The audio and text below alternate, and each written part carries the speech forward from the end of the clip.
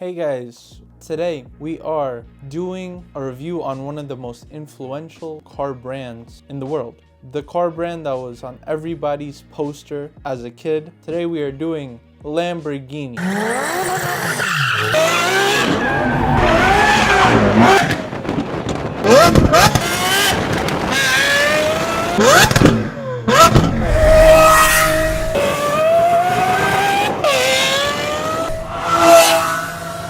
Lamborghini was started by a tractor guy.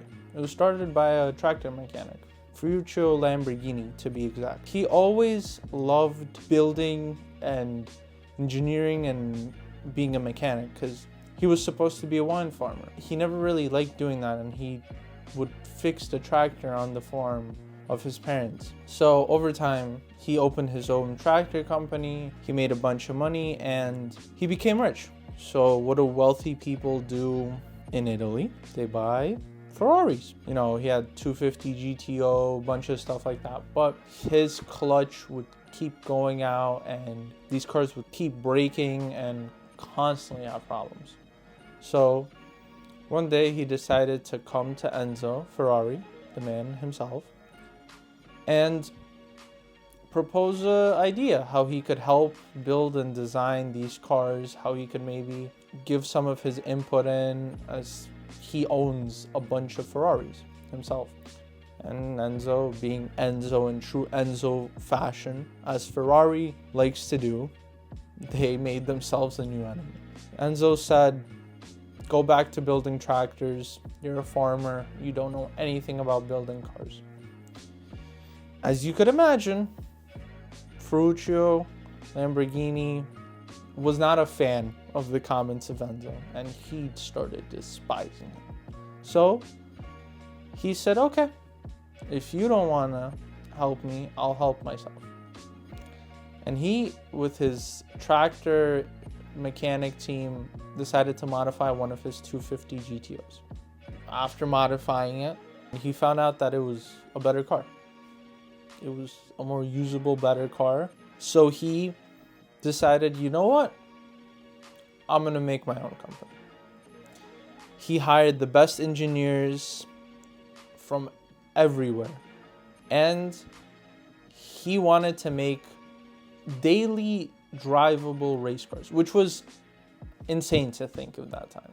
Sports cars that could be dailyable. Sports cars that didn't leave you on the side of the road stranded and didn't constantly have problems. No, he wanted to build a GT cruiser kind of thing, you know, like a GT car.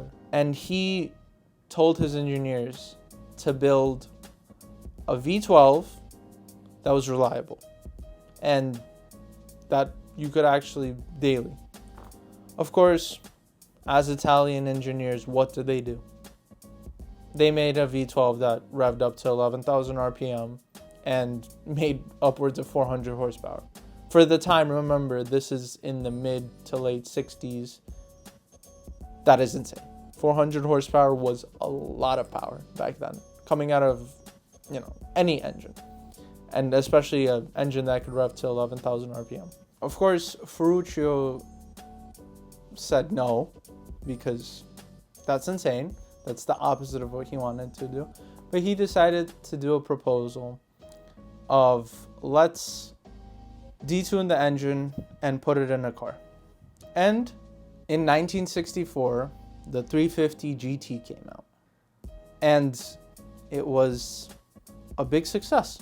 You know, the press said it was stylish, it was fast, it was comfortable, which was, for the time, pretty cool. A sports car that was both fast and looked good and was also somewhat comfortable and livable with. That was cool.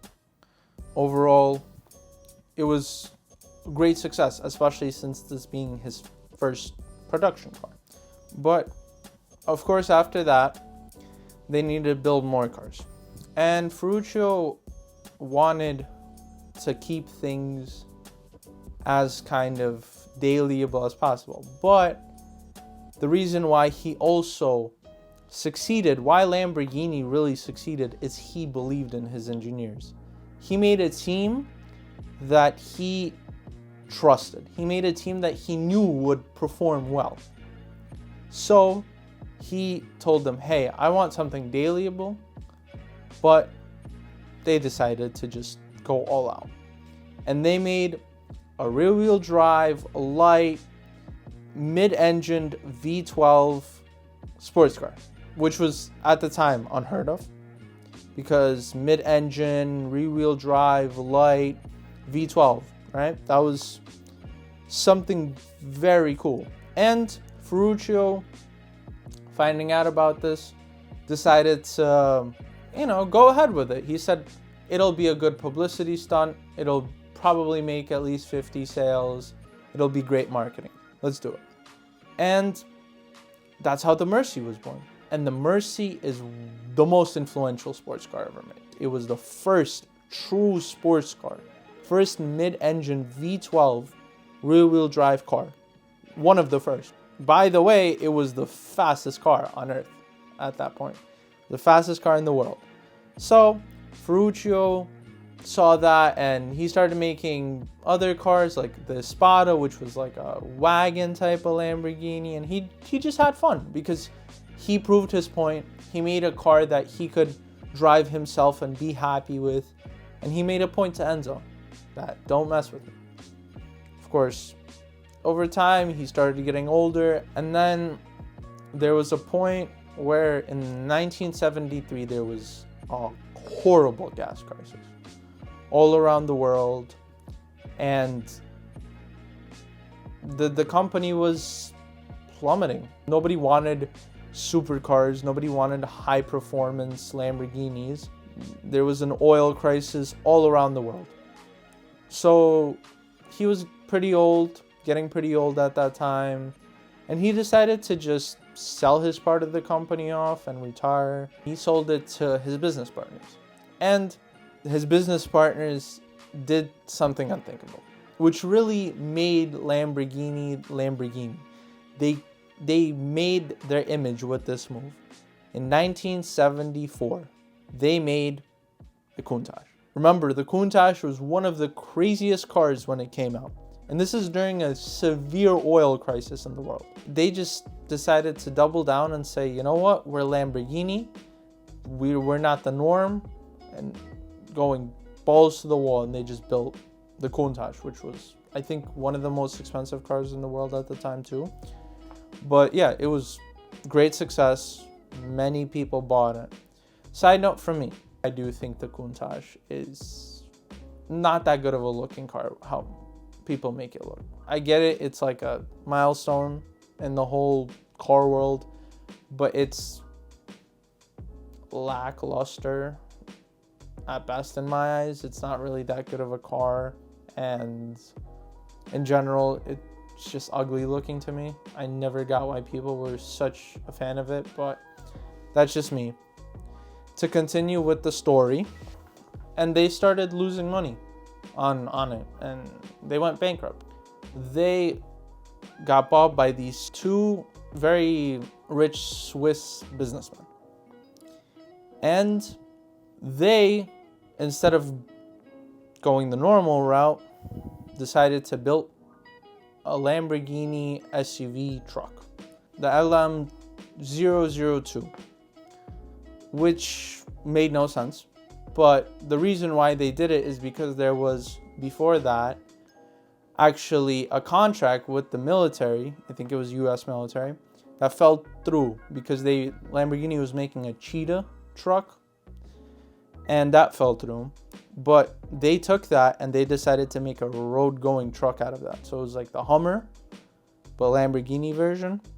But as you could tell, because there's basically none of them out in the world now and they're super rare, that wasn't that good of an idea because nobody bought that because it was a super expensive truck from Lamborghini. That ended up being horrible, and Chrysler bought Lamborghini for very cheap. It was, I believe, $25 million for the whole company. Remember, that's a whole company. It might seem like a big sum, but $25 million for a company, Lamborghini, that's nothing. These companies are worth billions of dollars. But Since Lamborghini was in such a financial hole, Chrysler bought it. But what Chrysler did do is they made the Diablo. And in my opinion, the Diablo is the first good Lamborghini, like the first Lamborghini I like and is good looking after the Miura. It's the first good looking Lamborghini after the Miura. And anything in between the Miura and the Diablo, I wasn't that big of a fan. Espada was cool, but it's kind of Avant type of thing. But yeah, and they made the Diablo, which was insane for the time because it was the fastest road going car. It was a great success. They had even, I think, a race series with it. They had a bunch of sales, and it was finally Lamborghini started making money, not just trying to dig itself out of a bankruptcy. But yeah, they were doing well, and it was selling. I mean, as you know, Diablo was pretty popular, and a lot of people bought Diablos. There was a few different ones that existed, the facelift and stuff like that. But over time, the Diablo kind of started phasing out because the Diablo started being not as fast, and new supercars came out that were faster, and everyone kind of stopped buying them and kind of forgot about them.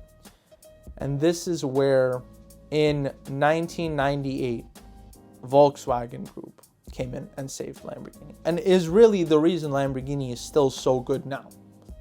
Volkswagen Group came and saved it, and this is the prime time of Lamborghini in my eyes. Lamborghini, in my eyes, wouldn't be anything without Volkswagen and Audi.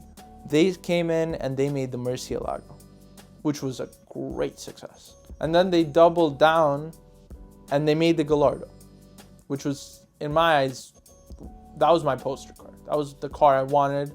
I wanted it in this green. It's such good looking car, the Gallardo. I mean, the Mercy is great too. It's the Batman mobile. But in 2011, the Aventador came out, and then the Huracan came out after that. And, you know, Lamborghini's been doing great, especially now they came out with the Urus. That's, of course, a big hit because for some reason everyone wants an SUV that's fast. Whatever makes the company money and gives it the ability to make cool cars that we love. Yeah, so it's really just Ferruccio Lamborghini.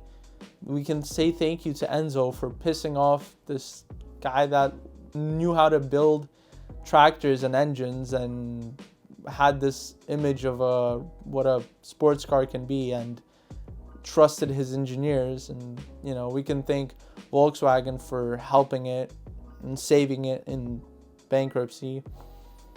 And yeah, I mean, Lamborghini was that brand that nobody wanted and was always falling apart, but was always kept on with that idea of hope and being a true car guy brand, which it is now. It's really an amazing supercar brand. But yeah, I hope you guys enjoyed this. Thank you for watching. If you guys want me to do any other car brands, I still have a few planned. I want to do a few other ones. Let me know if you guys enjoyed this, if you want me to review maybe certain cars, certain things. But yeah, let me know.